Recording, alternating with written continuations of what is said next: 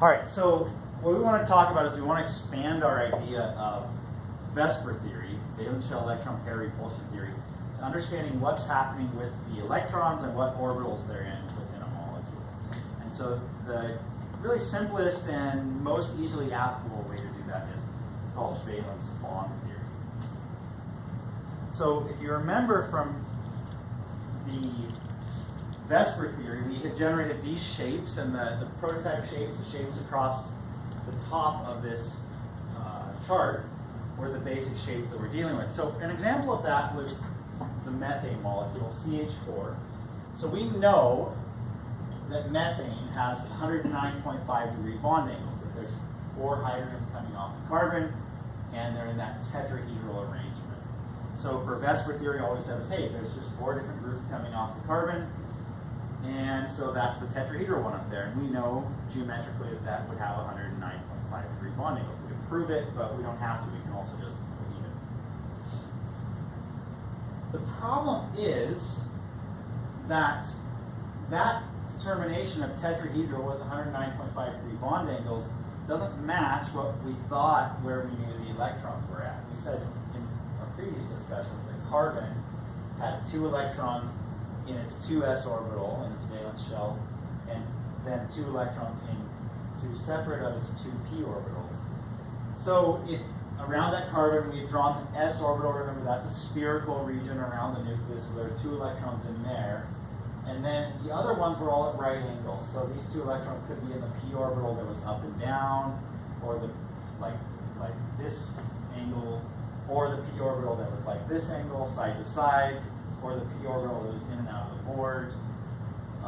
But none of those actually have those angles. None of those look like what we determined from VSEPR theory. If there were electrons in this orbital, they would be at a right angle from that orbital, which would be 90 degrees. So none of that actually matches. And the basic idea that bonds are formed from electrons being shared between 2 atoms wouldn't then, these orbitals couldn't be sharing electrons with another atom because they wouldn't be at those bond angles. So something's really missing between these 2 bonds. So what we need to do is we need to update the model of where our orbitals are at in a molecule, not in an atom hanging out by itself. This is where they were in a carbon atom hanging out by itself with it's just 4 electrons. But that's not where the orbitals are at in that molecule. That's what valence bond theory does for us. It updates that model. So the first one, the one that we've been looking at here, is like this. We call it orbital hybridization. And basically, just very directly, the simplest idea is that we can put together those old orbitals and make 4 new molecular orbitals that match the known bond angles of 109.5 degrees. So we take that s orbital, the 3 p orbitals, and we mix them all together and we make 4 new orbitals at these bond angles. You can do that by a simple linear combination, simply adding and subtracting parts of each orbital to get these new orbitals. How that happens is a good discussion, which we can have later. But for now, just take that at its word. That you can take these orbitals and put them together and get out 4 different orbitals that match the 109.5 degree bond angles. Do you guys have any questions about that? You take that from me. We call them sp3 hybrid orbitals now because we put in 1 s orbital and 3 p orbitals to make the hybrids. So we can now show that on our orbital diagram like this. So those were the schematic representations. These are the orbital diagram representation. There used to be a 2s down there and a 2p like that. And then now we have 4 equal orbitals that are called sp3 hybrid orbitals, which are what we need to make 4 equal bonds to the carbon. So we basically just get new language for this now. Anything that's in that tetrahedral 4 electron region is sp3. So we could just basically relabel this whole column as being sp3 according to valence bond theory, where you have 4 orbitals, s and the 3 p orbitals hybridized together to make 4 electron regions. And so we can get this new chart, and it's basically just that old chart. Remember that first one, we went linear, trigonal, planar, tetrahedral, trigonal, bipyramidal, octahedral? Well, linear we're now going to call sp hybrid, because it's 2 electron regions, which we used to call linear, now we'll call sp, in valence bond theory, meaning we only need 2 regions, so we need to hybridize one s and one p. If we need 3 regions, we need to hybridize an s and 2 p's, so that's sp2. If we need 4 regions, we need to hybridize an s and 3 p orbitals, so that's what we're now going to call sp3, or tetrahedral. If we need 5 regions, we used to call it trigonal bipyramidal, but we need to hybridize an s, 3 p's, and now we're out of p's, so we need to hybridize a d orbital to get there. So sp3d is the trigonal bipyramidal, and octahedral is sp3d2 for 6 total regions. So how does that work? We'll just click through them really quickly. If you need to hybridize just an s and a p to get 2 new equivalent orbitals, we call that sp2.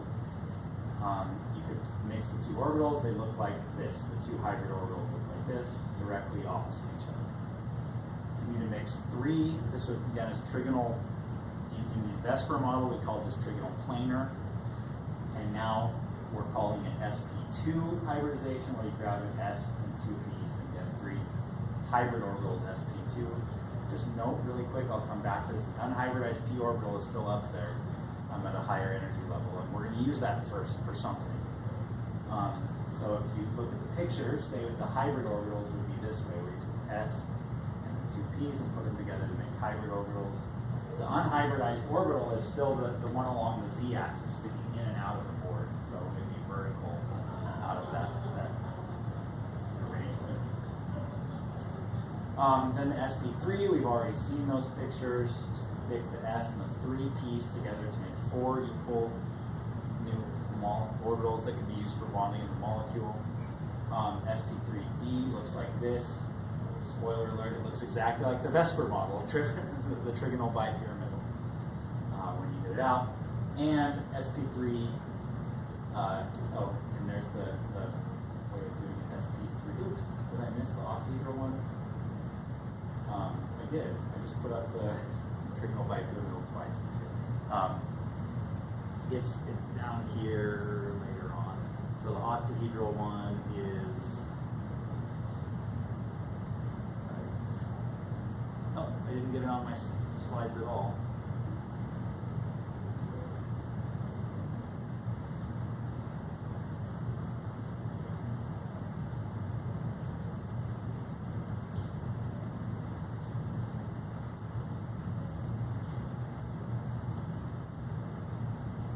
The octahedral one is right here.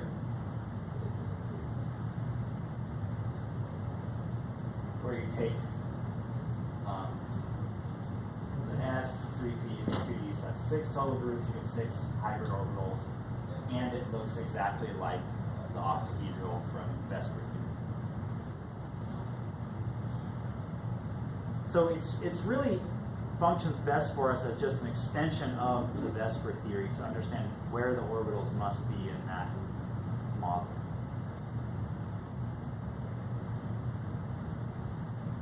So that just gets us back to here, where linear was sp hybrid, trigonal planar we're now going to call sp2. Those terms can just be synonymous. You can flashcard it if you wanted to. Tetrahedral can be called sp3, trigonal bipyramidal can be called sp3d, and octahedral sp3d2. Or you could go back and notate that old chart as, just tie those 2 words together in your mind. Okay, so are there any questions at this point? Okay, so what we want to do with this now is talk about bonding. Well, how does this work for bonding, and what happens with those unhybridized orbitals? So before that, I want to introduce to you 2 different ideas of bonding. So bonding is when 2 atoms get close together and overlap their orbitals with an electron in each so that they're sharing. So there's 2 ways that they can do that. There's a direct on, and anytime 2 atoms, so there's be an atom's nucleus here with an electron in an orbital, and an atom's nucleus here with an electron in this orbital. And whenever they overlap direct on, this forms what we call a sigma bond. It's a direct orbital overlap. Anytime when they interact side by side, above and below the surface of the atom, we call it a pi bond. Side by side, a parallel orbital overlap to share electrons. So here's where that comes into play, is that in this molecule, this is sp2 hybridized. So what that means is, if we look at this new molecule here, we know that this molecule, carbon double bonded to oxygen with hydrogens here, according to Vesper theory, is what we call trigonal planar, which we now call sp2 hybridized as well, because you have 3 bonds that you need to form. You have roughly, approximately 120 degree bond angles, a little different because of the double bond over here, but roughly 120 degree bond angles. That's an sp2 hybrid model. So, but what happened when we did that, when we had the s orbital and the p orbitals for carbon, there in the second shell, we only grabbed 3 of those to do the hybridization, to make those 3 equivalent orbitals. So we got carbon there in the middle now, and we made 3 new sp2 orbitals, and we left that p up there unhybridized. So if you imagine we're looking at it straight onto the plane, there's an orbital there, an orbital here, and here, and think of this as kind of flat. So here, there's an electron in this orbital, and an electron in that orbital, and an electron in this orbital. If that's flat on, then this p up here that was unhybridized would be sticking straight up and down on the board. So you're looking at this flat on, and there's an electron up in that orbital as well. So four electrons on carbon. What's going to happen is these 2 are going to do a direct orbital overlap with the hydrogens. There's a hydrogen atom out here that also has an electron in its s orbital. There's a hydrogen out here that has an electron in its s orbital. So they're able to overlap their orbitals and share electrons in a bond. And then the oxygen over here is the same way. Oxygen's able to use its orbitals to overlap and share an electron in this bond. But how does that second bond form? The area directly between carbon and oxygen is already filled. And that's what we call a sigma bond. So you can't put more electrons in this space because they would repel each other. So what you do is oxygen and carbon use their unhybridized p orbitals to share electrons in the space above and below the plane of the molecule in what we call a pi bond.